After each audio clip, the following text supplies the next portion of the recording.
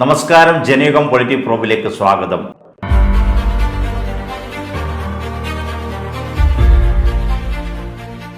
ചോര തുടിക്കും ചെറുകൈകളെ പേറുകി വന്നി പന്തങ്ങൾ, ഏറിയ തലമുറ പേറിയ പാരൻ വാരൊളിമംഗള ഗന്ധങ്ങൾ.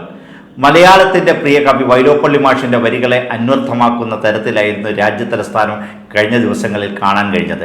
രാജ്യത്തെ വിദ്യാർത്ഥി സമൂഹവും യുവത്വവും തങ്ങൾ നാളെയുടെ ശക്തമായ പ്രതീകങ്ങളാണെന്ന് കാണിച്ചിരിക്കുന്നു. ന്യൂഡൽഹിയിലെ തെരുവുവീഥികളും ജന്തർ മന്ദറിലും ദിവസങ്ങളായി ഇരമ്പുകയാണ് ഇന്ത്യൻ വിദ്യാർത്ഥി സമൂഹവും യുവത്വവും. കുട്ടികളുടെ ഭാവി ഇരുളടിയുന്ന തരത്തിൽ മുന്നോട്ട് പോകുന്ന മോഡി സർക്കാരിൻ്റെ തെറ്റായ നയങ്ങൾക്കെതിരെയാണ് വിദ്യാർത്ഥികളുടെ പ്രക്ഷോഭം. നീറ്റ്, CBSE ഉൾപ്പെടെ പരീക്ഷാ ക്രമക്കേടുകൾ മോഡി ഭരണത്തിൽ സാർവത്രികമായിരിക്കുകയാണ്.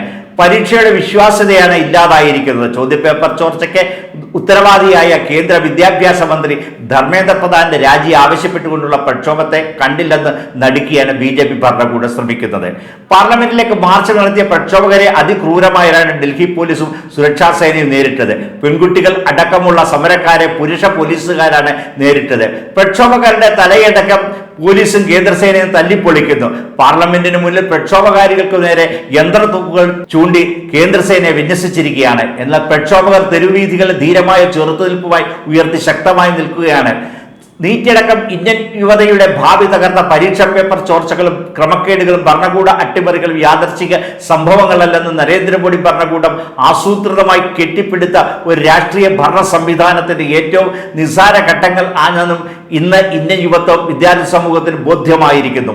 വിദ്യാർത്ഥികളുടെ ന്യായമായ ആവശ്യങ്ങൾ ഉന്നയിച്ച് ആരംഭിച്ച പ്രക്ഷോഭത്തോടെ പുറംതിരിഞ്ഞു നിന്ന കോൺഗ്രസ് പാർട്ടിയും പാർലമെന്റിലെ പ്രതിപക്ഷ നേതാക്കളും യാഥാർത്ഥ്യബോധത്തോടെ സമരത്തിൽ നേരിട്ട് പങ്കെടുക്കാൻ തയ്യാറായതോടെ രാജ്യത്തിന്റെ രാഷ്ട്രീയ ചിത്രം മാറുകയാണ്. നീറ്റ് പരീക്ഷ ക്രമക്കേടക്കം അതിപ്രാധാന്യമുള്ള വിഷയങ്ങൾ പാർലമെന്റിൽ ചർച്ച ചെയ്യാതെയും രാമക്ഷേത്ര കൊള്ളയടക്കം വിഷയങ്ങളിൽ മറുപടി നൽകാതെയും മോഡി സർക്കാരിന് ഫാസിസ്റ്റ് സ്വേച്ഛാധിപത്യ ഭരണം തുടർന്നു പോകാനാവില്ല എന്ന അന്തരീക്ഷമാണ് സംജാതമായിരിക്കുന്നത്. ഫാസിസ്റ്റ് സ്വേച്ഛാധിപത്യത്തിന് അന്ത്യം കുറിക്കാൻ ജനങ്ങൾ സന്നദ്ധരാണെന്നുള്ള സൂചനകളാണ് രാഷ്ട്രീയ അന്തരീക്ഷം നൽകുന്നത്.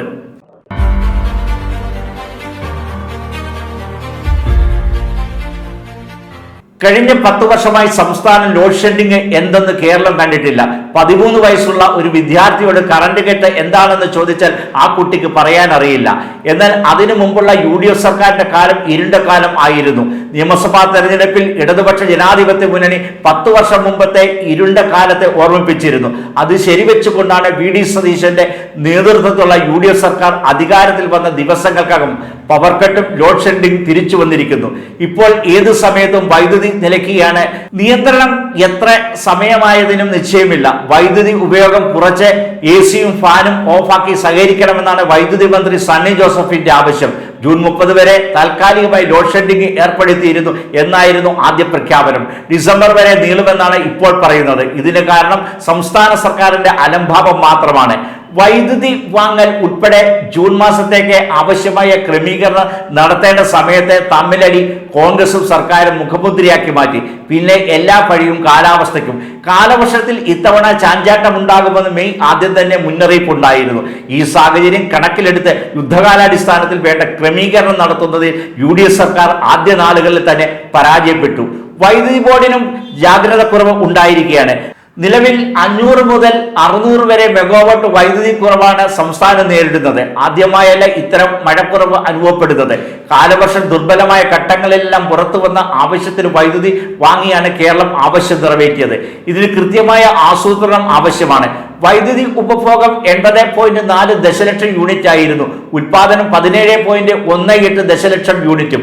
ബാക്കി വൈദ്യുതി പുറത്തുനിന്ന് വാങ്ങണം. മുൻകൂട്ടി ധാരണയുണ്ടാക്കിയില്ലെങ്കിൽ യഥാസമയം സംസ്ഥാനത്തിന് ആവശ്യമായ വൈദ്യുതി ലഭ്യമാക്കുക അസാധ്യമാകും. ഇതിൽ സർക്കാരിന്റെ ഭാഗത്ത് വീഴ്ചയാണ് വന്നിരിക്കുന്നത്.